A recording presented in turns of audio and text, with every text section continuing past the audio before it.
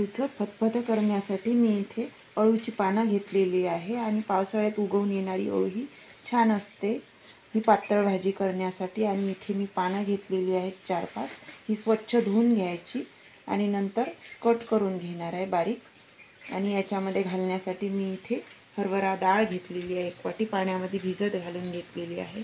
1 वाटी शेंगदाणे घेतलेले आहे, चिंचेचा कोळ घेतलेला आहे आणि खोबरं घेतलेलं आहे थोडंसं। आता पानं स्वच्छ धुवून मी कट करून घेते।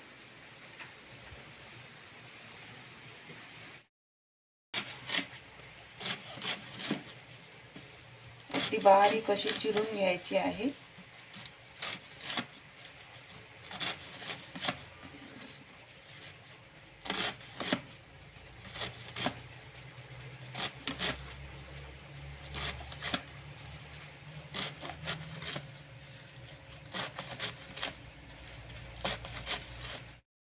मी असा बारीक छान कट करून घेतलेला आहे। आणि आता या ज्या दांड्या आहेत याचा हा असा वाफ काढून घ्यायचा आणि या वाया घालवायच्या नाहीत, तर याच्यामध्ये याचे बारीक बारीक तुकडे करून टाकायचे, म्हणजे छान शिजताना शिजतो।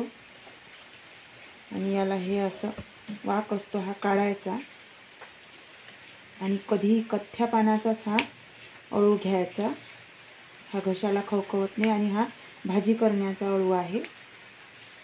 हे असे छान याचे छोटे छोटे तुकडे होतात।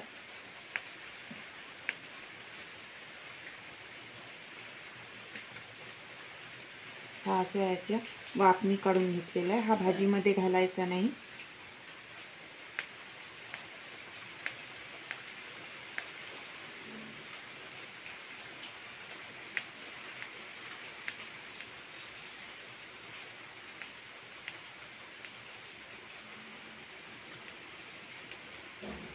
इथे याच्यामध्ये मी घालून घेते आणि अशाच पद्धतीने सगळ्या दांड्यांचा वाफ कसा काढून घेते आणि पटापट सोलल्या जातं हे, याला फार वेळ लागत नाही।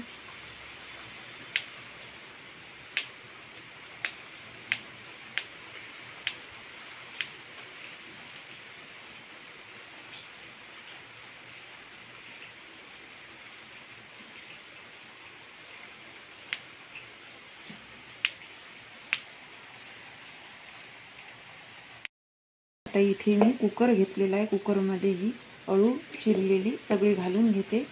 आणि ही भाजी आपण भांड्यामध्ये पण कढईमध्ये पण करू शकतो। मी इथे कुकरमध्ये करत आहे, सगळा अळू हा मी कुकरमध्ये घालून घेते आणि याच्यामध्ये सगळं साहित्य घालणार आहे। इथे डाळ मी भिजत घातलेली होती ती घालून घेते।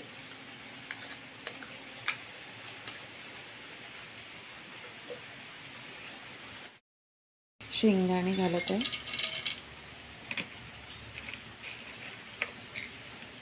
खोबरं आणि चिंचेचा कोळ याच्यामध्येच घालून घेत आहे।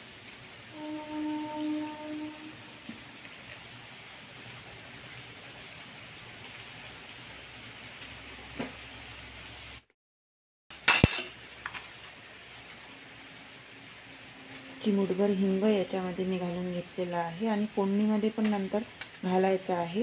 हळद घालत आहे 1/2 चमचा।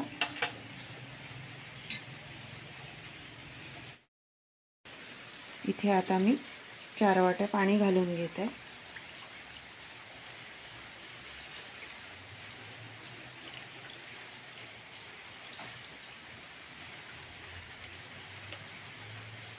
आणि आता कुकरला झाकण लावून 3 शिट्या याच्या काढून घ्यायच्या आहेत, म्हणजे छान अळूची भाजी शिजून येईल। आता इथे कुकर झालेला आहे आणि मी भाजी छान शिजलेली आहे, ही अशीच शिजवून घ्यायची, जास्त गलगल शिजवायची नाही डाळ, थोडीशी अर्धवट अशी शिजवलेली आहे। आणि आता याला मी रवीने घोटून घेते।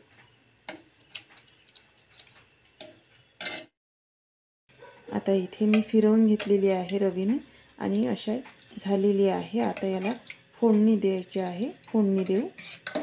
फोडणीसाठी मी कढई ठेवलेली आहे आणि कढईमध्ये तेल घालून घेतलेलं आहे 3 पळ्या।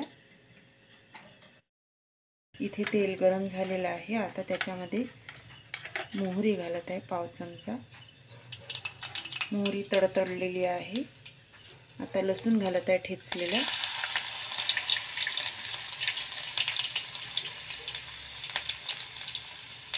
हिरवी मिरची जाडसर वाटलेली ती पण घालून घेतलेली आहे.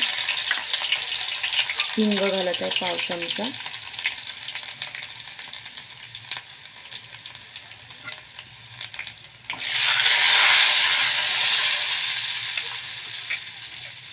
आणि थोडीशी लाल मिरची घातलेली आहे याच्यामध्ये.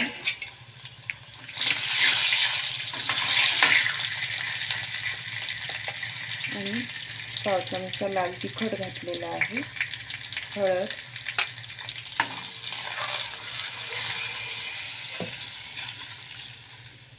आणि आता या फोडणीमध्ये ही अळूची पातळ भाजी घालून घ्यायची आहे.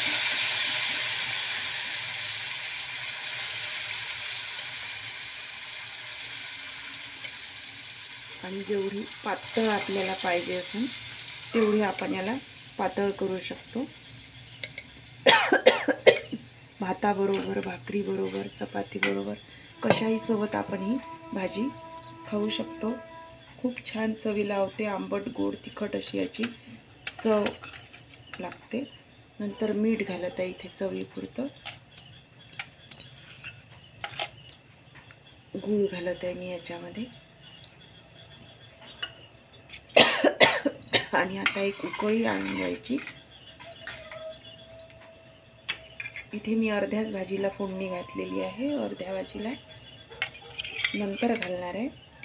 अशा पद्धतीने पण अळूची भाजी आपण करू शकतो. आणि इथे मी हरभरा डाळीचं पीठ घेतलेलं होतं 1 चमचा, पाण्यामध्ये छान फिरवून घेतलेलं आहे. त्याच्या गुठळ्या वगैरे सगळ्या काढून घेतलेल्या आहेत. आणि आता या भाजीमध्ये घालायचं, त्याने छान दाटपणा येतो. आता इथे अळूचं फतफदा आपलं तयार आहे. अशा पद्धतीने आपण ही भाजी केली तर खूप छान लागते आणि जेवणाची रंगत वाढते. याला वरून जर आपल्याला तडका द्यायचा असेल तर देऊ शकतो आपण, त्याने आणखी चव वाढेल.